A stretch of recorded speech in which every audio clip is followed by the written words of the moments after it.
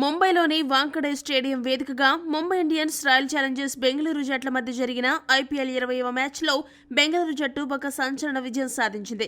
ఈ రోజు ముంబైపై 12 పరుగుల తేడాతో గెలిచి అరిపించింది. చివరి ఓవర్, చివరి బంతి వరకు ఇరు జట్లు గెలుపుపై పట్టు వదలలేదు. దీంతో ఈ మ్యాచ్ ఈ సీజన్లో జరిగిన అత్యంత హై టెన్షన్ మ్యాచ్గా నిలిచింది.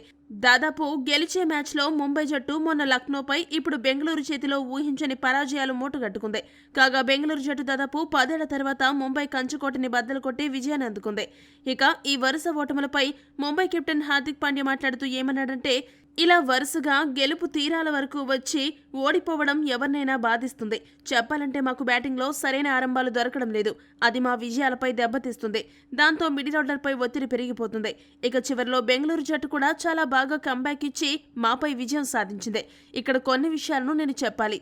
బూమ్రా జట్టులో చేరడంతో మా జట్టు బలం రెట్టింపైంది. బూమ్రా ఎంత డేంజర్ బౌలర్ అనేది ప్రత్యేకంగా చెప్పాల్సిన పనిలేదు. అతడు తన ఫామ్ ని కొనసాగిస్తూ ఈరోజు చివరి 2 ఓవర్లు అద్భుతంగా బౌలింగ్ చేసి బెంగళూరు జట్టు అదనంగా ఓ 20 పరుగులు సాధించకుండా అడ్డుకున్నాడు. బెంగళూరు జట్టు ఈ రోజు నిర్దేశించిన లక్ష్యాన్ని ఛేదించడానికి కష్టమైనప్పటికీ మేము మాత్రం నమ్మకాన్ని కోల్పోలేదు. ఆర్సీబీ జట్టు ఆరంభంలో మా వికెట్లు తీసి మాపై ఒత్తిడిని కూడా పెంచింది. అంతేకాదు, నేను క్రీజ్లోకి వచ్చినప్పుడు పరిస్థితులు చాలా కష్టంగా ఉన్నాయి.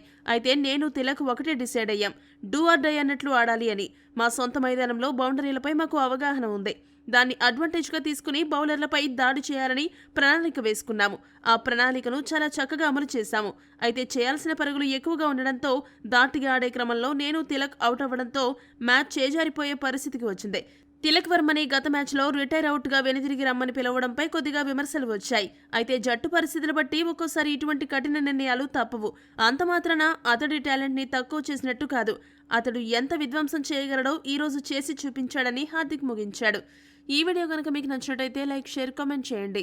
మరిన్ని స్పోర్ట్స్ అప్డేట్స్ కోసం మా ఛానల్ సబ్స్క్రైబ్ చేసుకోండి.